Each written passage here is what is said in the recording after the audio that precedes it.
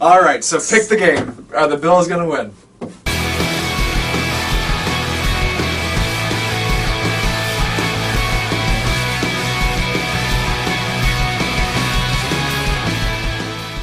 And welcome to yet another edition of Buffalo's Bills pregame. This is Jared's excited face because this is the most important Buffalo Bills pregame show in history. And that's because the Bills in Week 17 are still in it.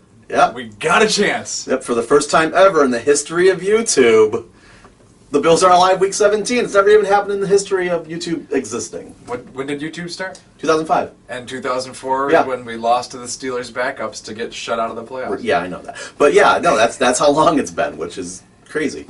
Crazy. I mean, what else was going on in the world? I mean, In 2004? Yeah. There's a simpler time. Cheney was still in charge. Yeah. So the situation is not ideal. No. Had the Bills won last week, they would have controlled their own destiny, and a simple victory would have gotten them in. As anyone knows with the Bills' history, the Patriots, that was not likely, and that turned out to be the case. And so we're in a situation where we need some help.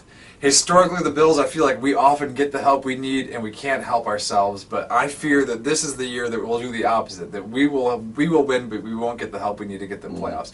So, Jared, what are the scenarios that get us into the playoffs? All right, I'm sure you guys already know this, but I'm going to run it down real quick. So, the Bills get in the playoffs with a Bills win and a Baltimore loss, or a Bills win and a Tennessee loss or tie, and a Chargers loss or tie. Or finally, McDermott loves his ties, right? He was thinking about tying during that Colts game. So the Bills can tie, but then the Titans and the Chargers have to lose their games. So, I mean, some of these matchups, Randy, like some of them are not hard to imagine. If Buffalo ties and Baltimore loses, are we in? No, Baltimore has to lose. Like, there is no... And we have to win. Yes. Okay. Yeah. Bummer, because the 8-7-1 final record would be the exact. That's Close. exactly what I predicted. You said 7-8-1. Oh. Close enough. Oh. You had the one though. You almost had it with the Colts game a few weeks ago. Yeah, close. We're 2 minutes The away. snow game. Yeah. Anyway, so what are the games that we need to watch this week, Week 17? All right. So since the Bills got flicked to the 4:15, are all the important games in the 1 o'clock hour? At 1 o'clock, you might as well sleep in. There's nothing going on in football at that time unless you really love football, which I do, so I'll be watching. But there's nothing going on at 1 o'clock you need to worry about. All the games are going to be on the exact same time as the Bills game. There's 3 other games besides the Bills. That's intentional, so no team knows the outcome before their game. Yeah, I mean, and the truth is there's no good matchup. That's why they canceled Sunday Night Football. There's no, like, definitive game, like, in any of these games, because the other games before could rule out that game being definitive.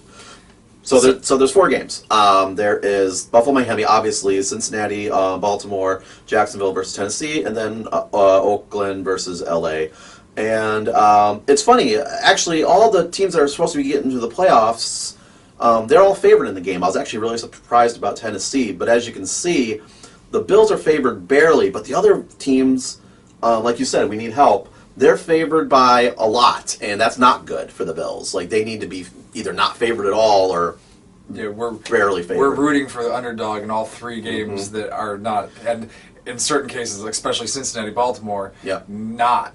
It's a 10-point spread's a big spread. Yeah. Do you think that the team stands up to play for Marvin Lewis one last time, to play spoiler against division rival Baltimore, or is that Bills just putting false hope? I don't, because I feel like they did that already. Just this past week, Cincinnati beat Detroit in Cincinnati, and I feel like that was their Marvin Lewis game. Yeah, like Detroit's not going to come in here and mess with us. I don't know. But it was their last home game. Cincinnati fans do not like Baltimore fans. Like I don't know. I just think that maybe that's our chance.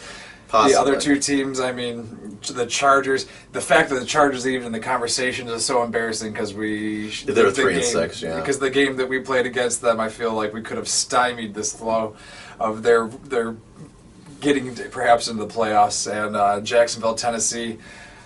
I don't know. Well, until this week, I really thought, like, oh, well, Jacksonville's going to win that game. We don't have to worry. Even Doug Marrone has gone on record saying we're putting in our starters. And do they really want to play their own divisional rival, which they would have lost twice to then? I wouldn't if I was Jacksonville.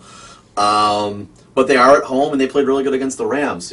And then they'd have to lose 4 games in a row if they lose this one. So that's unlikely for any team to really lose. We're rooting for the underdogs, and they're all the home teams too. Like all the teams we need to lose are at home. All the teams. Yeah, we're rooting for all the road teams. We're rooting for Cincy. We're rooting for Jacksonville. We're rooting for Oakland, and they're all on the road. At least Oakland doesn't have to travel. They're both on the West Coast. But that's the one. That's the only one I really because I still feel Jacksonville, despite what Vegas is saying. I still feel Jacksonville's favored. That's how I feel about that game. And I don't see Cincy beating Baltimore. I wish they could because that would be so much easier, but I don't think they're going to. But I feel like the only maybe game is Oakland because divisional game, of course, but Oakland was so good last year still, so there's still some of that. And they played pretty good against Philly. Kind of, even though it was kind of a S game, really, but, All right, we devoted some time to that. Looking at the game coming forward for the Bills against Miami, a unique situation because we don't necessarily get the chance to break down a game that we just saw 2 weeks ago. Right. So the Bills did beat Miami pretty handily. What did they do well that you think they'll be able to do again? Let's start offensive side of the ball. All right, well, offensively, I believe, and correct me if I'm wrong here, I think they got a pretty good start early, didn't they? Mm-hmm. Yeah. This offense is designed to play from ahead. We are not a come from behind team at all. LeSean didn't get a lot of yards, but they scored some touchdowns, and they did what the Bills offense does. They did a bunch of short passes to their tight ends and their running backs. That's what they do. They don't throw the receivers. That's not going to happen. We need to give up on that. Kelvin Benjamin can't get both of his feet down.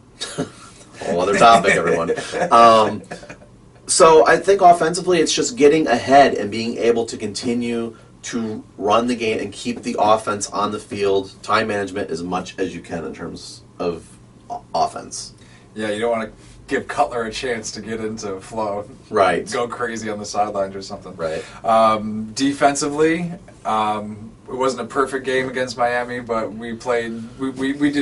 We bend didn't break. It was kind of classic Bills drought defense. Right, but the problem with what happened in the first game was that Miami broke.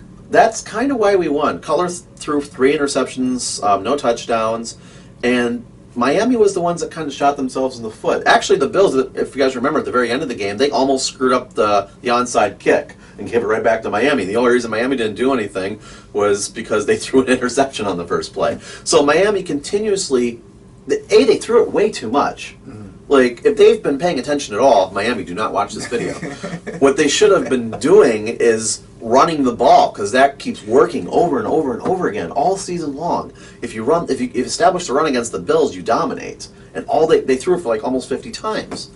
You got that high-powered Cutler arm, man. You just got to let that thing fly. Yeah. So, but that's what I mean. Basically, what we're hoping for defensively is forcing them to, forcing errors, getting them into situations where they make stupid plays and pass it, and hopefully don't complete as much. That's kind of what we're hoping for, guys. All right, moving on to the topic of discussion.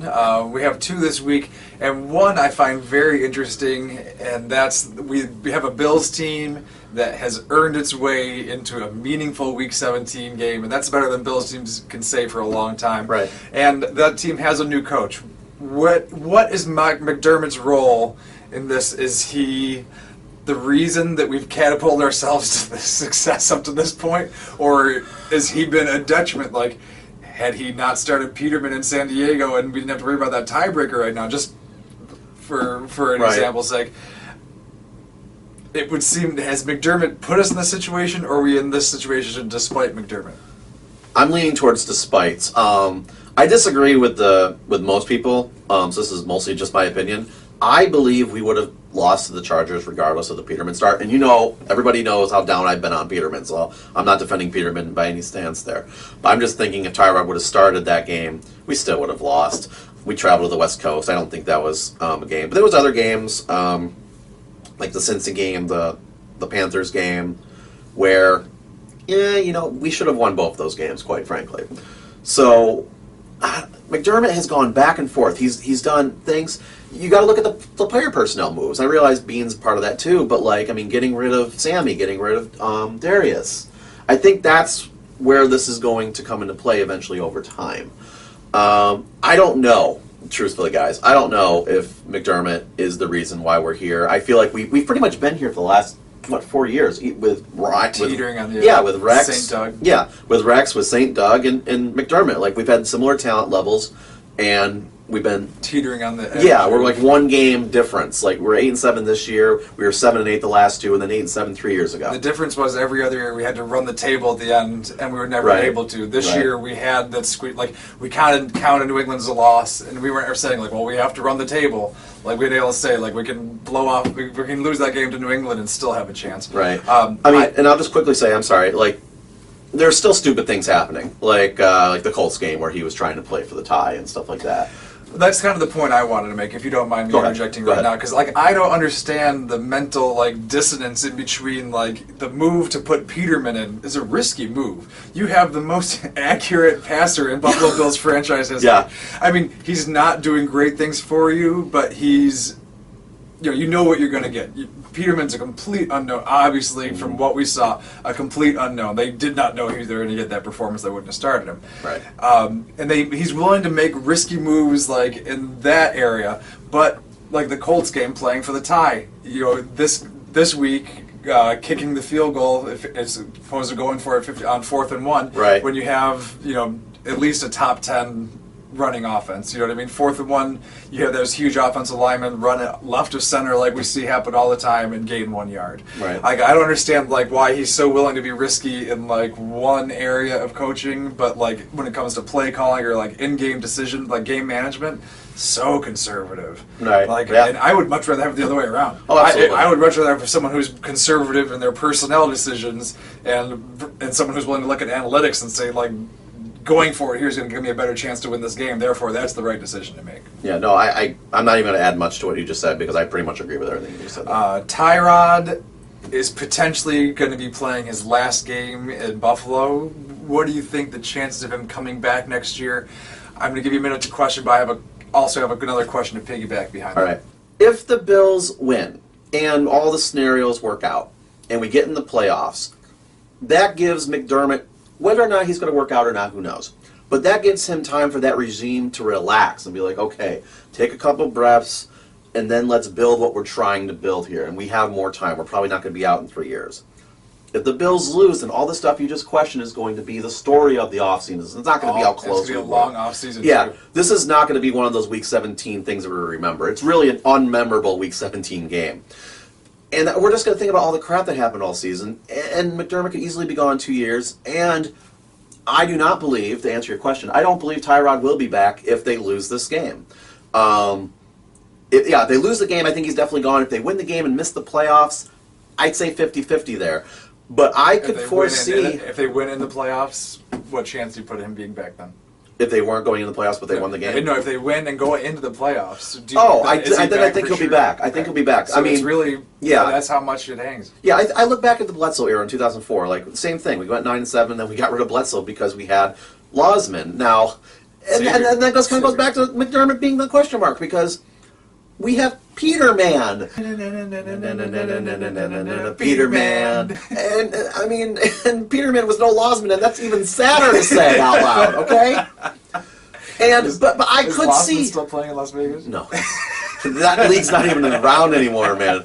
But the point is that I could potentially see the Bills dumping Tyrod, going with Peterman, not drafting a quarterback or finding a good veteran in the offseason, and rolling with that in 2018, and taking the Bills in a completely bad direction, just like it did when we went with Losman.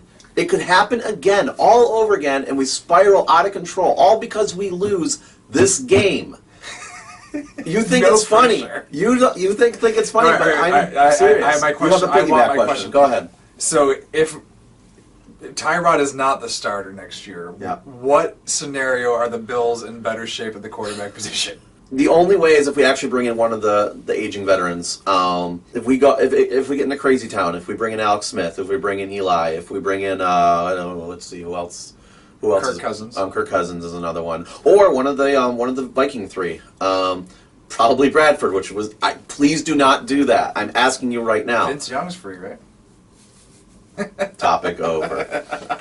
All right, so pick the game. Are the Bills going to win? No. No. Oh! so cheering. I know. And you're predicting us into a downward spiral. Yes, I know. I feel like we're going. What have we been doing the last month? Like, what have we been doing? Yes, we played the Patriots, and yeah, we had a snow game, but we didn't even score a touchdown in the last game against the Patriots. We didn't score a touchdown in either Patriots game. We had 3 in the one game, and we had a pick 6. That's the only touchdown we scored. We're still not doing anything offensively, and we just played the Dolphins 2 weeks ago, and that's usually not a good sign. I unfortunately not only think we're going to lose, but I think it's going to be an embarrassing blowout that we're going to have to sit through for 3 quarters as our dreams and our hopes diminish away until 2024. I hate this, guys. You have no idea how much I hate this. That's why this is the best show in history, because we're never going to be on top like this again for a long time. And I'm going to pick a Bills win. Like, the world is upside down. I don't know. I think the Bills are going to get a victory, but I fear they're not going to make the play. They won't get the help they need, just because I can't help but, like, dream up terror scenarios, you know? So I'm going to say 24-20 Bills. Go Bills! Most important pregame show ever. Well, there is a law that states that if the Bills are in the playoffs, Buffalo Bills pregame will cover it. So with maybe the original cast? Hey, you never know. Maybe. If the Bills make the playoffs, crazier things have already happened. So that's who true. knows? All right, until then.